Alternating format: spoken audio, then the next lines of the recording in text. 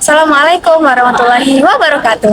Halo teman-teman, pada kesempatan kali ini kita akan membahas tentang perkembangan bahasa pada peserta didik SD atau MI.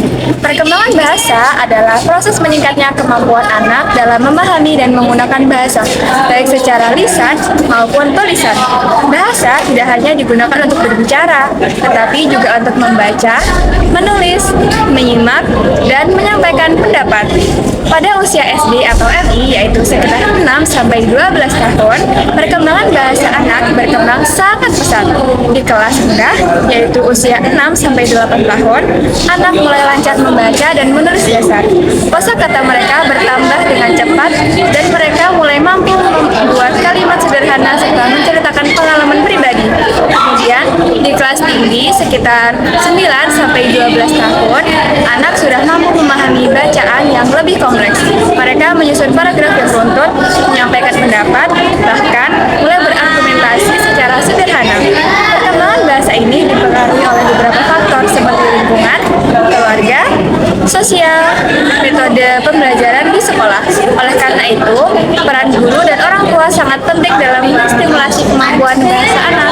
Selanjutnya, kita akan membahas mengenai perkembangan bahasa menurut teori Jean Piaget. Menurut Piaget, perkembangan bahasa berkaitan erat dengan perkembangan kognitif atau kemampuan berpikir anak. Anak usia SD berada pada tahap operasional konkret, yaitu sekitar 7 sampai 11 tahun. Pada tahap ini, anak sudah mampu berpikir logis terhadap hal-hal yang bersifat nyata atau konkret. Artinya, kemampuan bahasa anak menjadi lebih terstruktur dan logis. Mereka sudah bisa memahami sebuah sebab akibat dalam sebuah cerita.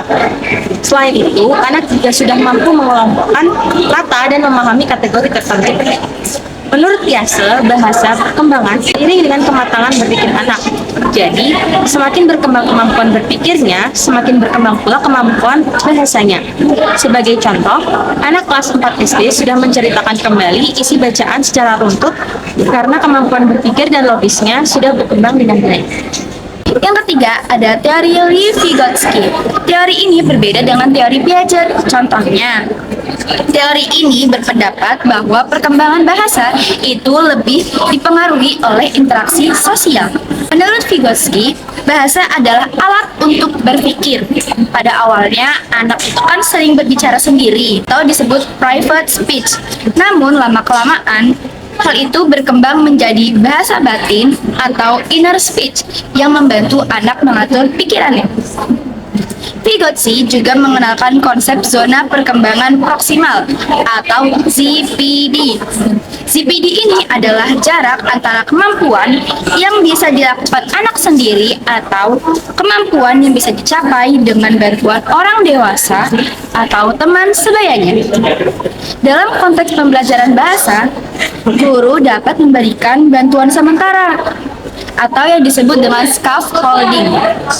Misalnya, dengan memberikan contoh kalimat, membantu menyusun paragraf, atau memberikan pertanyaan yang memandu pikiran mereka.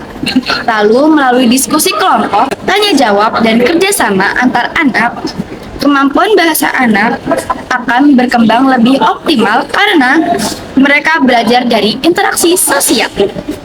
Yang keempat, penerapan dalam pembelajaran. Selain Piaget dan Vygotsky, ada beberapa teori lain seperti teori Brunner. Menurut Jerome Brunner, perkembangan kognitif terjadi melalui 3 tahapan. Yang pertama yaitu enaktif, melalui tindakan, ikonik, melalui gambar, dan simbolik, melalui bahasa dan simbol. Brunner juga menekankan pentingnya discovery learning, yaitu belajar menemukan.